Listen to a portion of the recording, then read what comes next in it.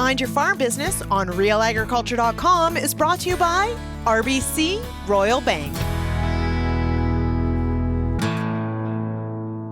Welcome to the Mind Your Farm Business podcast, brought to you by RBC Royal Bank. I'm Sean Haney, founder of RealAgriculture.com and host of Real Ag Radio on Rural Radio 147, Sirius XM. You can find more episodes of this podcast by going to MindYourFarmBusiness.com. In the last couple episodes, we heard a lot about the differences in how multiple generations view a number of farm management and business topics. We've learned that depending on which generation we are, it will impact our point of view and context of different situations. Now, everyone is not the same, but patterns do exist. Today, we're going to talk to a farm family from Manitoba that has multiple generations from two families working together to do what they love, farming. Günter and Crystal Jochum farm with their daughter Fiona and other family members. So please join me on this episode of the Mind Your Farm Business podcast. Let's learn how the Jochums manage their multi-generational farm business.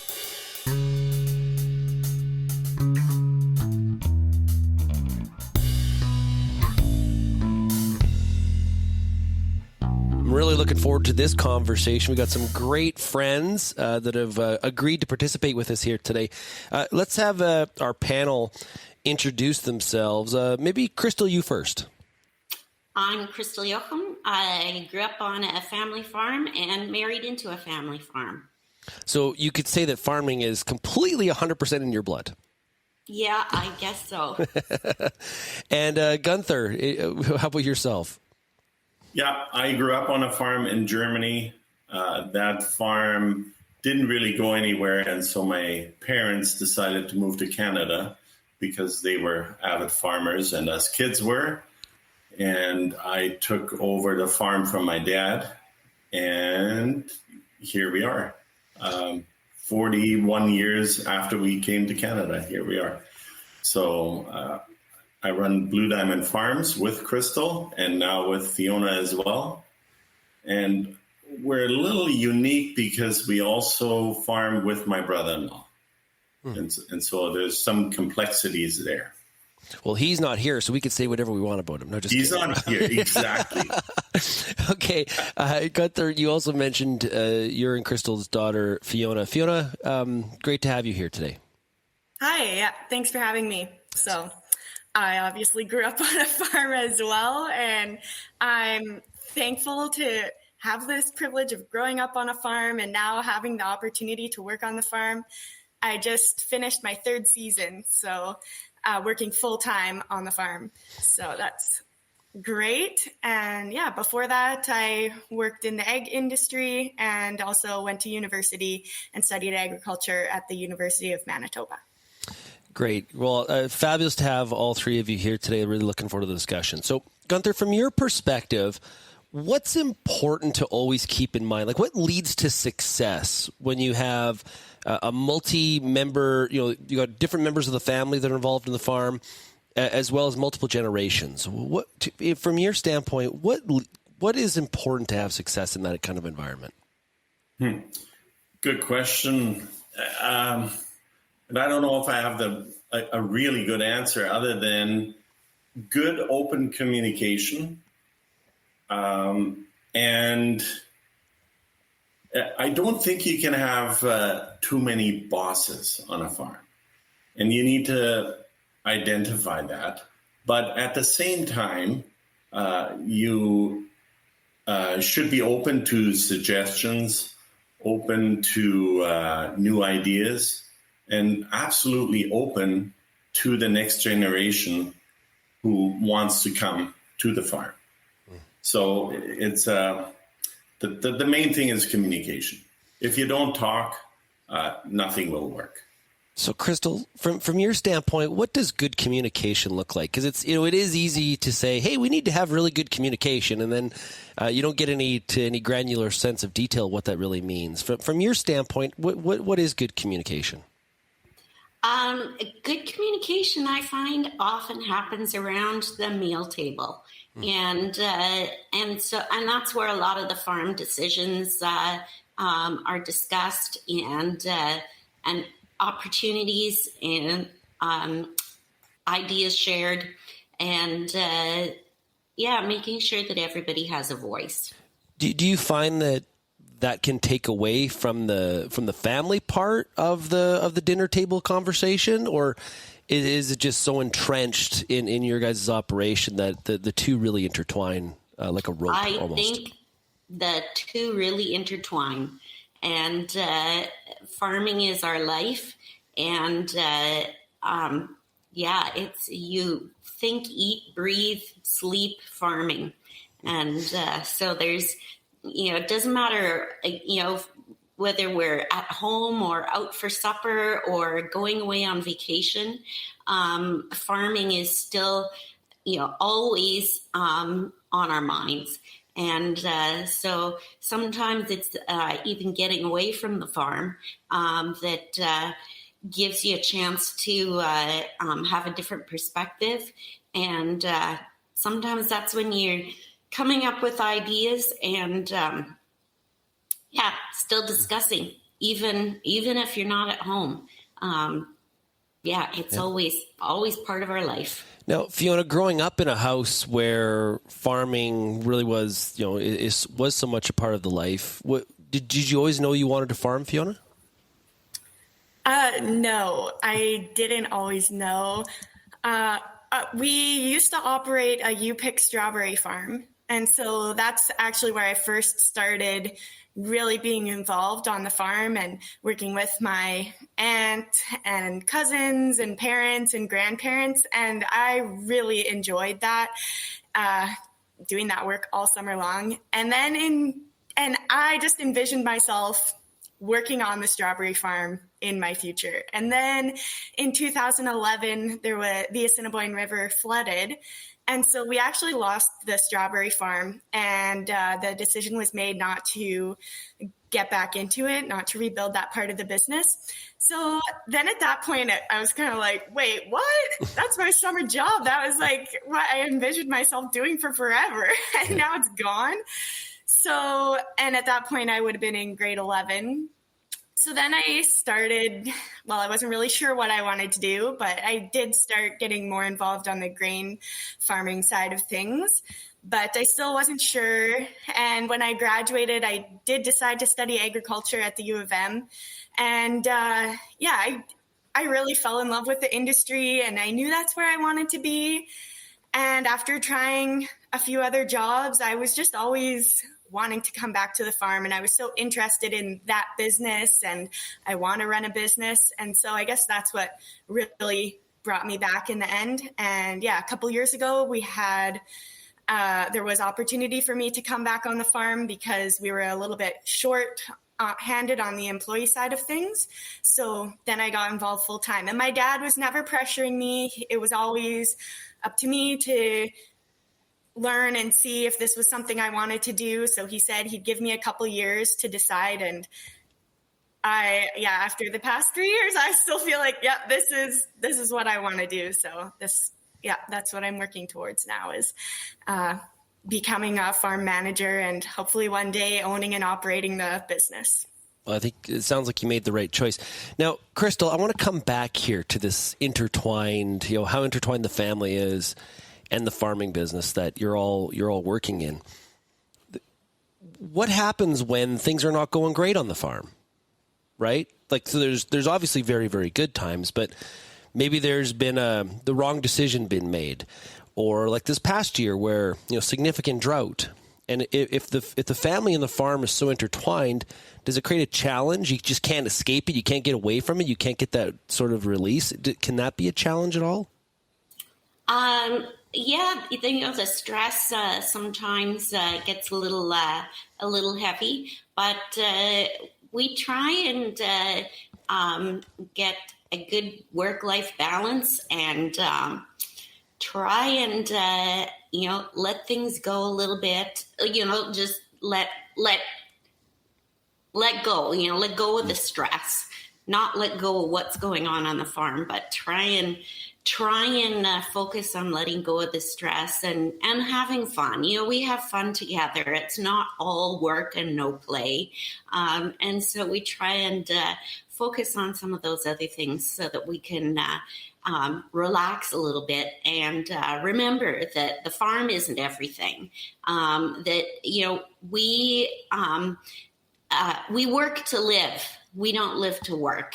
And so it's really important to keep focus on that. That you know, life is going to go on, even if we're having a really bad year. Next year will be better. It's always that way. There is always next year. And I can attest from personal experience that when Crystal and Gunter get away, they like to have fun, because I was on a trip with them once, and I can totally attest the fact they like to have fun and unwind a little bit. So, Gunter, dividing responsibilities, okay, because you said you can never have too many bosses. I understand, and I know where you're coming from there, from the standpoint of everybody having input, but there has to be some sort of accountabilities and responsibilities. So how do you decide on the farm as a group who is going to be responsible for what? That doesn't mean they don't take input from others, but they do have sort of like, you know, you're making the decision on this. I want you to come back to the rest of us with what you think we should do. How do you divide that up? Well, let me back up a little bit, because Blue Diamond Farms, or Crystal, myself, and Fiona, our farm is actually, it's just a little family farm. So it's very easy from that aspect to see who does what. And when Fiona came back to the farm, I wanted her to be immersed in everything. So the first year, right off the hop, we were out seeding, and I don't know, the third day in, I showed her how to run the drill, and she learned how to run the drill. And pretty quickly, I realized that I'm kind of liking this, not having to be in the tractor for 16 hours a day. So it was very important for me, for her to learn all aspects of the farm. Now, I farm together with my brother-in-law. So there's the other boss, my brother-in-law, and he has hired help as well. And his two girls also came back to the farm. So the way we run the two farms, we're about the same size, each farm, run individually. We share all the equipment, and we own the equipment 50-50.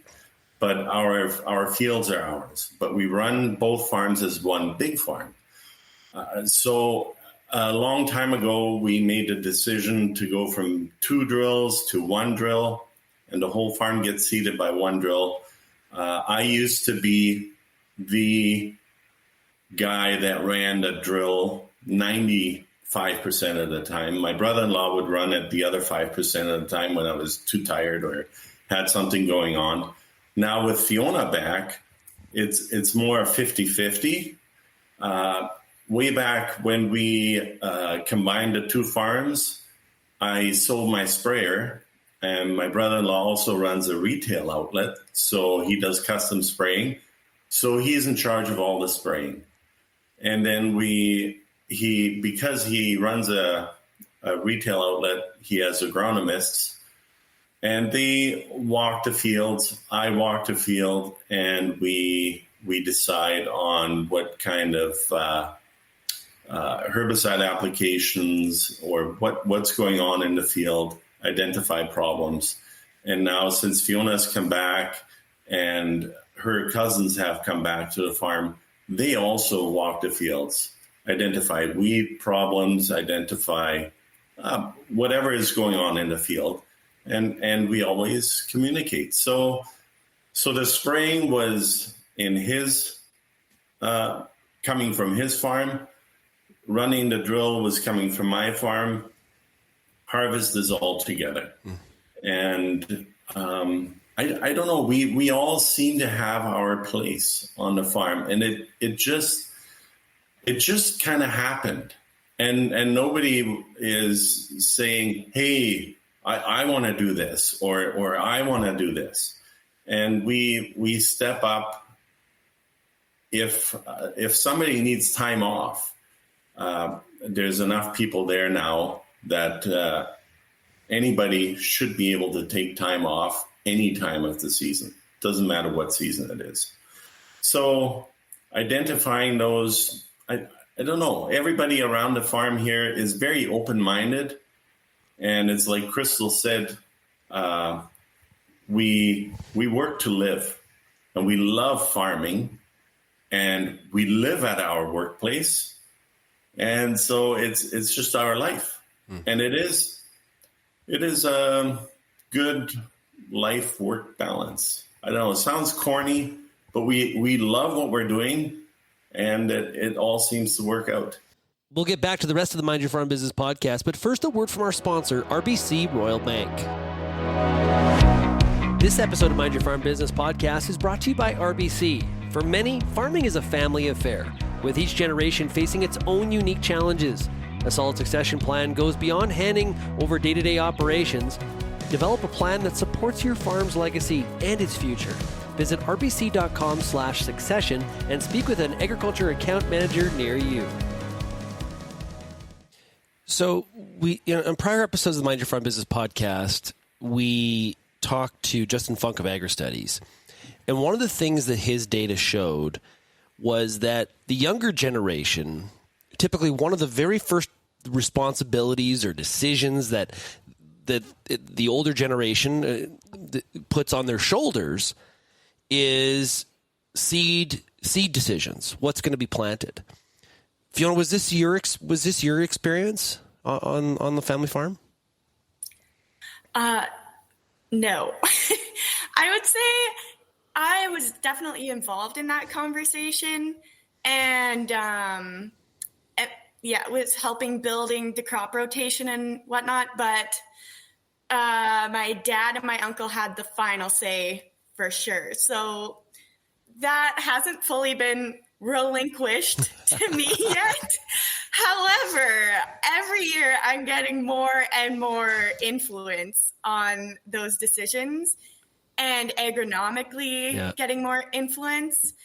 I would say I'm still quite new, I would say, in the management position. But the first thing that I was doing, fully managing, was doing the bookwork, the farm bookwork, and keeping track of grain inventory, scheduling when grain was moving off the farm, making sure Dad knew exactly how much grain we had left, and then also helping in putting on the marketing side of things. And so looking after all that. That was the first job that I had on the farm. Yeah, I've heard about these spreadsheets. Your dad has told me about these spreadsheets that you're keeping. I maybe have a little bit of an obsession with Excel, and I love it. Keeping everything organized, and I want to know exactly how much grain we have on the farm and exactly what we can sell, and because I want to know how much money we're going to make and try and make as much money as possible. So I think keeping track of all that is very important. And then also I do the budgeting. That was one of the first things I just took under when I came on here, because I just love numbers, and my dad kind of had all that stuff in his head, and I was like, that's not good enough for me. I want to actually go through all our receipts and know exactly what we're spending. So I right away took that under my belt and made budgets. And then at the end of the year, I do reviews of the year and compare that to what we budgeted. That's kind of that was a bit of a, I guess you could say, a hole on our farm that I kind of took over. Well, that's interesting. Okay. So there's a little bit of technology modernization going on there. Crystal, how is that sort of handled? Is it a bit of a challenge to like Fiona's got some experience with things like using Excel to track these kinds of things, and when something is just in your head, right? And that's how you've been kind of dealing with it. That could be like a rub, a point of conflict potentially. So how was that sort of change accepted? I'm not seeing any conflict on that at all. There's, I think Gunter is embracing having stuff written down, being able to track it on paper, on the computer. And it's great to have that extra set of eyes and an extra mind working through those things. Great stuff. Okay. Sean, yeah, go ahead, Gunter. Can I interrupt? Yeah, go ahead. Because, I had those numbers in my head, but I also had them written down, okay? Don't make me sound like one of those guys that just was shooting from the hips only. Well, okay. Gunther, were they written down and then they potentially like a loose piece of paper that could blow out the truck window? Maybe. Absolutely. Yeah, I used to do the books religiously, and I'm a numbers guy as well, and I needed to know all those things. And I had just very rudimentary budgets, very basic numbers written down. I knew how much grain we had, but I also know the potential of really getting right down to micromanaging almost those numbers. And I wanted Fiona to know all those numbers on the farm because I have them in the head, right? We're not a huge operation. So it's very easy for me to macro, well, we have so many tons of that grain, this much money is coming in. And because I did the books, I always knew money flowing in, money flowing out, and on and on. But for her to really understand that, I wanted her to build all those spreadsheets. So, Gunther, this is an interesting point because I think you've bucked the trend here. So what we learned from Justin Funk is that, as I indicated, so the younger generation is typically given decisions about what chemical to spray or what the crop rotation could be or what variety to choose. One of the last things that the younger generation is actually exposed to is the financial side. And that's through 10, 20 years of research across Canada. The exposure to the financial side of the operation is typically sort of held very close to the chest. Those cards are not laid on the table for people to kind of understand. And I guess I would say I congratulate yourself and the family for looking at it a little bit differently. Well, we've got nothing to hide, right? She's a family member. And why shouldn't she know what's going on?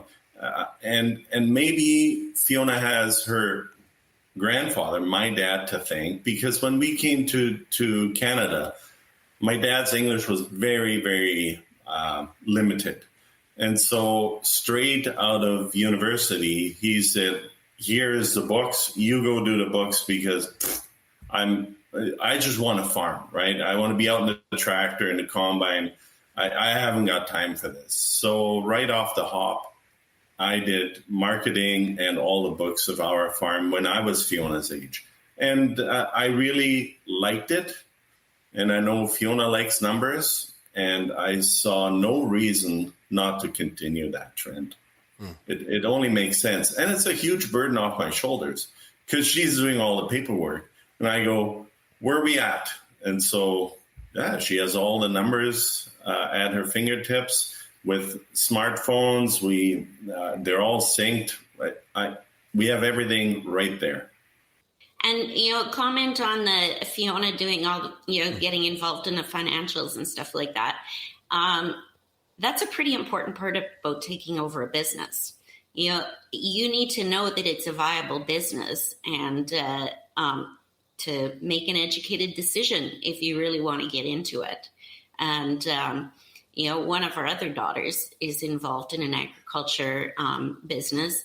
And, she's, what if she had the possibility to buy in? And we said, well, you need to know, the business and the business side of it, not just, the jobs you're doing. You got to know the background before you get into a business to whether it's a good, the good risk for you. So if it's going to pay. Yeah, because Crystal, I think that's a really good point, because a lot of people grow up on a farm and can work into their 40s, and I'm going to probably say there's probably some people that are 50 out there that have no exposure still at that age. Where in other industries, when people are 50, they're thinking about, I'm winding down to retirement. For some reason, in the worst case scenarios, it's not all like this, but there is situations where people have no exposure. All of a sudden, this farming operation, we all know that the size of the dollars has gotten a lot bigger than, say, it was 50 years ago, for sure. All of a sudden, you're handed the keys to this business because the older generation decides they want to retire, and you know how to farm, but you have zero clue, Crystal, how to actually financially manage and operate a farm, which is different than the farming component. That'd be scary. Yeah. And that's, if you can't manage it, it doesn't matter how much work you do out in the field. If you can't make those management decisions and know where the money's going and where it's coming from, that's not going to work. Yeah. Great points. Well, you know what? This has been a fabulous conversation. I really appreciate the Jochums taking some time here. I know they're done harvests, but busy time in the fall here before the snow starts to fly. So thank you so much, all of you, joining us here today. You're welcome, Sean. Thanks for having us. Yeah, thanks for having us.